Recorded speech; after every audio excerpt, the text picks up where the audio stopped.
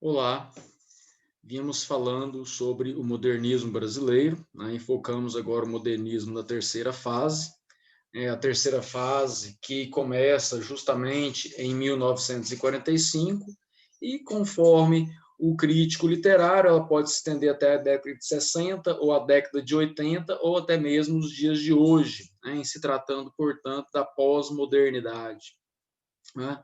Falamos que a terceira geração, de certa forma, ela vai retomar elementos, né, da tradição da literatura brasileira, né, sobretudo no que diz respeito à poesia, né, a poesia volta a ser uma poesia mais estruturada formalmente, né, com essa preocupação com a versificação e com a métrica, né? E aí o maior representante desse período na poesia foi, portanto, João Cabral de Melo Neto, né? E como esse assunto, né, repetitivamente ele é retomado nos processos seletivos, a gente elaborou aqui algumas atividades, a gente vai discutir, portanto, as mesmas, né? E para que vocês possam acompanhar, eu separei um slide aqui, então, para vocês. Bom, então vamos lá, né? Primeira questão aí, uma questão da UES-SAL, da Bahia, né, que diz assim: a lembrança da vida da gente se guarda em trechos diversos, cada um com seu signo e sentimento. Uns com os outros, acho que nem não mistura. Contar seguido, alinhavado, só mesmo sendo as coisas de rasa importância. De cada vivimento que eu real tive, de alegria forte ou pesar, cada vez daquela hoje vejo que eu era como se fosse diferente pessoa, sucedido, desgovernado. Assim eu acho, assim eu conto. Tem horas antigas que ficaram muito mais perto da gente do que outras, de recente data.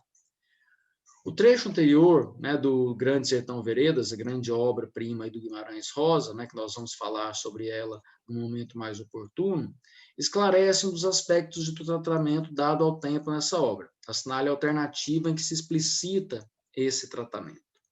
Bom, então a gente pode perceber aqui que o tratamento dado é o presente aqui na letra C, né?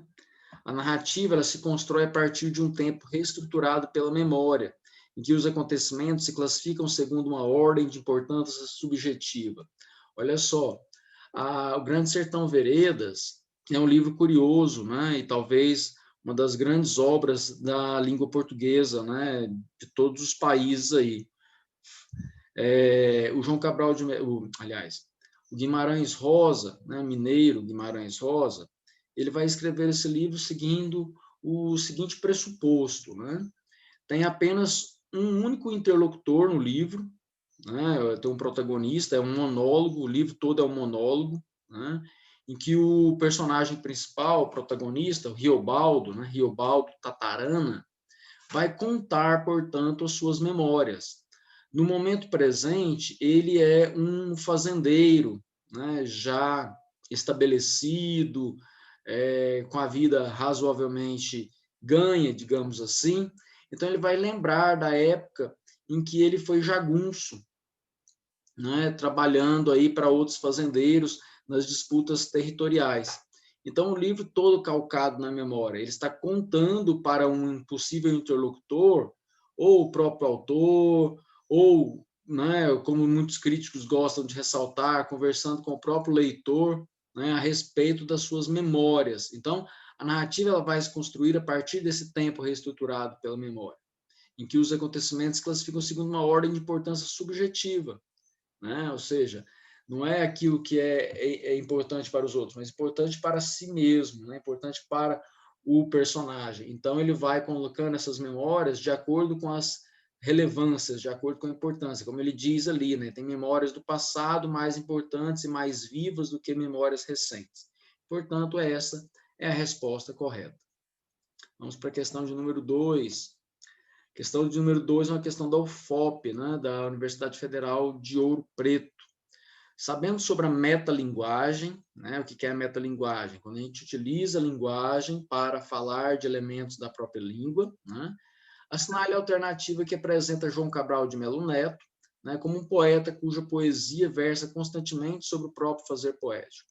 Essa era uma característica da poesia do João Cabral, né? Muitas vezes ele escrevia sobre o próprio ato de escrever, né? Escrevia poesia falando sobre o próprio ato da composição poética.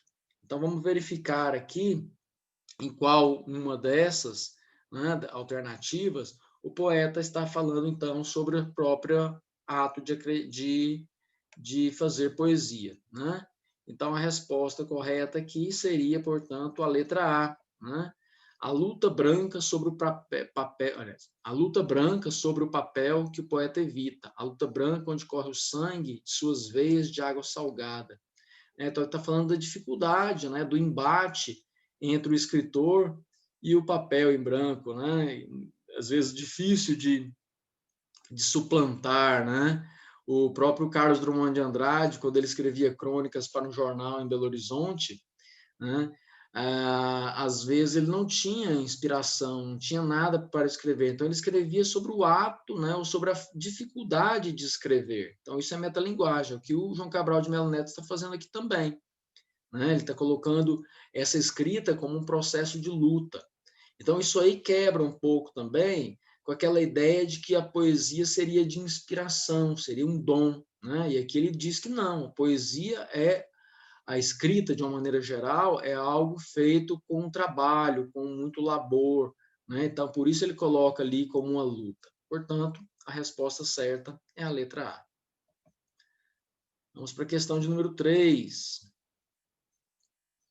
que diz assim: entre os autores da terceira geração modernista, a chamada geração de 45, o principal nome é João Cabral de Melo Neto na poesia, né? Desde poeta pernambucano, podemos afirmar o seguinte. Então, a resposta correta aqui seria a letra D, né? O Rio Capibaribe, a cidade de Sevilha, o retirante nordestino são temas que encontramos em sua poesia. Perfeitamente. O Rio Capibaribe é um rio que atravessa Recife, né? É um rio muito importante ali para a cidade, né? Pelo fato de que nas suas águas, né, sobrevive o manguezal, no manguezal vivem os caranguejos, né, utilizados ali para o comércio local. Então, a cidade de Recife depende muito do rio Capibaribe, né? Então, isso é uma presença na sua poesia.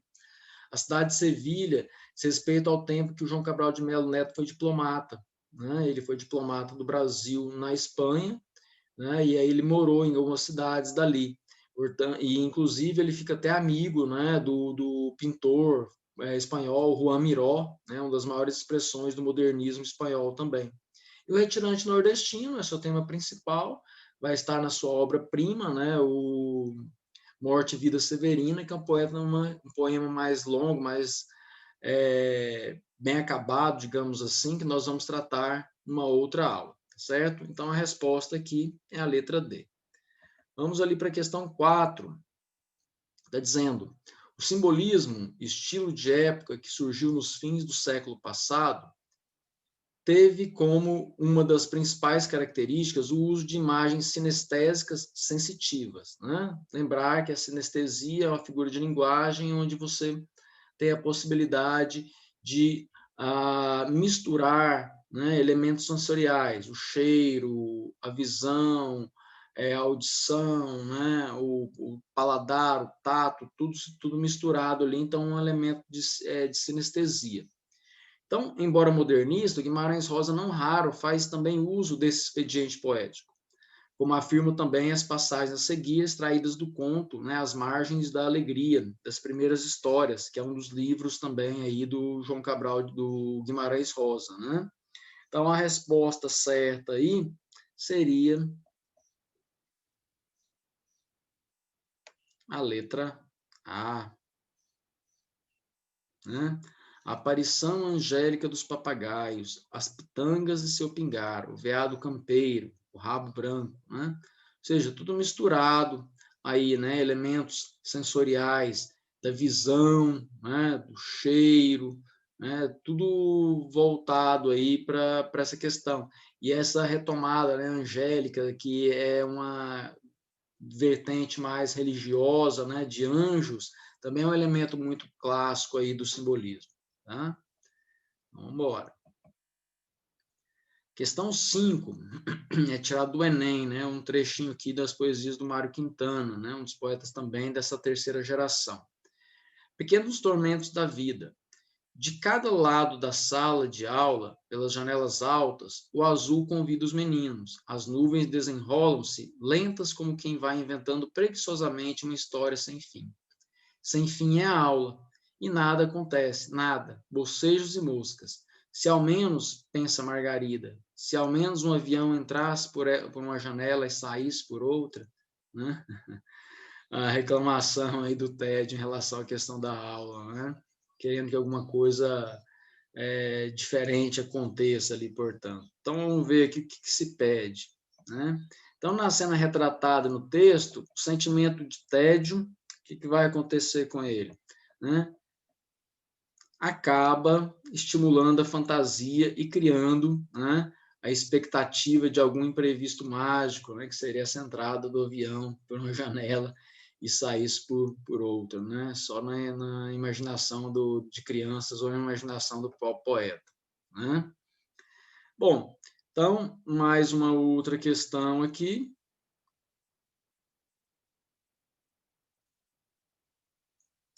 Questão, né, de número 6. Leia o que disse João Cabral de Melo Neto, poeta pernambucano, sobre a função de seus textos. Vamos ver. Falo somente com o que falo. A linguagem enxuta, contato denso. Falo somente do que falo. A vida seca, áspera e clara do sertão. Falo somente por quem falo. O homem sertanejo sobrevivendo na adversidade e na míngua. Falo somente para quem falo. Para os que precisam ser alertados para a situação de miséria no Nordeste. Né? Lembrando que desde a literatura né, da segunda geração, né, tinha essa vertente, né, de denúncia social, e isso vai acompanhar ainda os autores da terceira geração. Então, para João Cabral de Melo Neto, no texto literário, a resposta certa deve ser a letra A. Né? A linguagem do texto deve refletir o tema, e a fala do autor deve denunciar o fato social para determinados leitores. Então, essa é uma preocupação, né, gente? A partir do momento que a literatura brasileira ela se abre para a sua realidade, ela se abre para os temas sociais, ela cresce muito, né, em termos de qualidade. Né? A gente já percebe isso em alguns autores do romantismo brasileiro, né? Com memórias de um sargento de milícias, por exemplo, né? De Manuel Antônio de Almeida, né? Já tem uma denúncia ali. A literatura, né, em prosa do realismo e do naturalismo, né, também tiveram essa preocupação de mostrar a realidade, denunciar as divergências e as desigualdades sociais, e isso é algo retomado, né, por todo o modernismo brasileiro, né, com essa crença, né, de criar uma literatura genuinamente brasileira, não teria como fazê-la, né, senão mostrando, né, as mazelas sociais, né, tão circunscritas ao cenário brasileiro. Né? Bom, então aí nós temos, portanto, essa correção, certo? A gente vai dar continuidade ainda nos trabalhos, né, com o modernismo brasileiro, a gente ainda vai falar aí na terceira geração, ainda sobre a poética do João Cabral de Melo Neto, e depois na prosa, focando os textos da Clarice Lispector e do João de Guimarães Rosa, certo? Então, sem mais para o presente momento, me despeço e até mais.